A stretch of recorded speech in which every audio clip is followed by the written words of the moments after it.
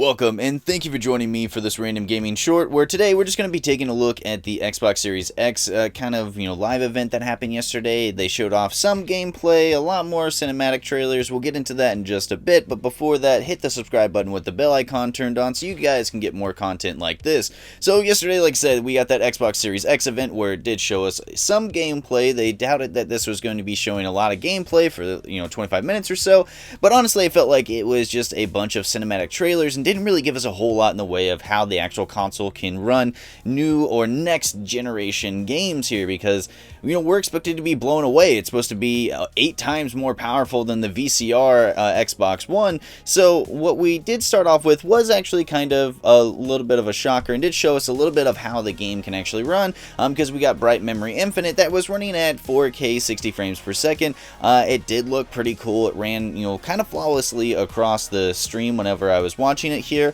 And then we got Dirt 5, which it's kind of hard to tell if racing games are going to be next gen or not, because they already, all of them look so good anytime that you're playing them. They play so well. You're not really getting a big jump in graphical updates when it does come to racing games like the Crew 2 or even like Dirt Rally 2 or anything like that, or F1 2019 didn't really look a whole lot of extra. And then we started getting into more of like the Madden NFL 21 that was shown off during this event, and I just felt like that was kind of an odd thing to show off that EA brought to the table versus bringing something that kind of fit in line with the other stuff that was being shown, because we got things like Call of the Sea, which looks like a puzzler, and that didn't really look very good. And then Scorn, which looks kind of like a gothic kid's wet dream. But then we have Madden NFL 2021, and I just didn't really fit in the whole lineup of things. But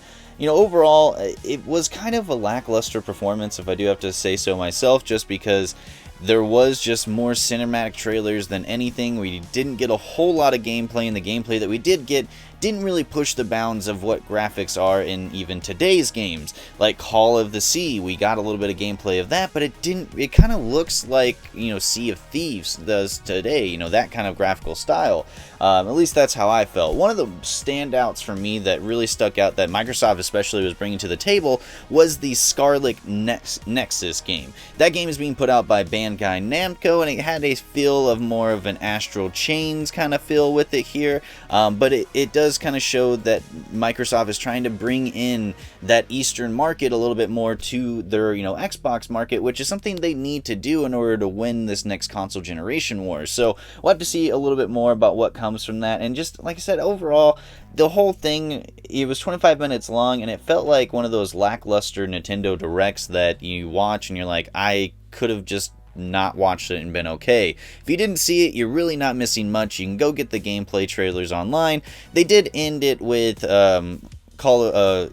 not Call of Duty, but Assassin's Creed Valhalla, that we got some of that gameplay. I say gameplay because it seemed like it was just the cinematic trailer put into the engine. It's kind of what it said at the bottom of the screen with it and everything, at least while some of the games are playing, but we didn't really get to see how you're doing certain mechanics, or are we climbing towers to do any of that. It just wasn't a whole lot of gameplay. It just felt like another second cinematic trailer for the game, versus them saying that next week you're going to get gameplay for the actual game.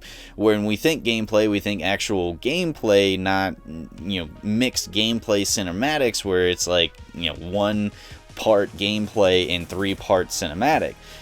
But it just kind of felt like it fell flat there for a little bit. I don't know. It was just something that I didn't really enjoy it. I'm still getting more and more hype for Sony, and they haven't shown us the fucking console yet. We still haven't seen what the console looks like from the PS5, and I'm getting more hype for that, because the stuff I'm seeing from Microsoft is the same shit I'm seeing now, and I want to see something different. I want to see something, them to actually push the bounds.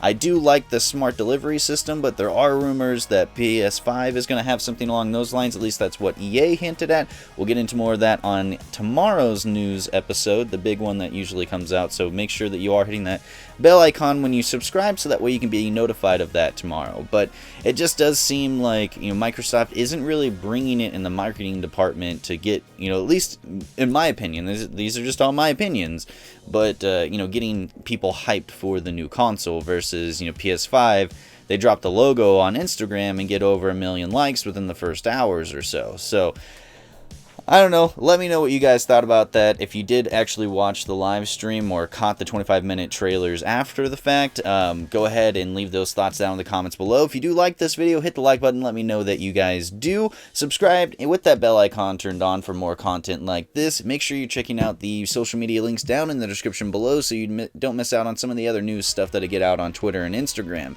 And as always, my name is Tasty, this has been Random Gaming News, and have a wonderful fucking gaming night.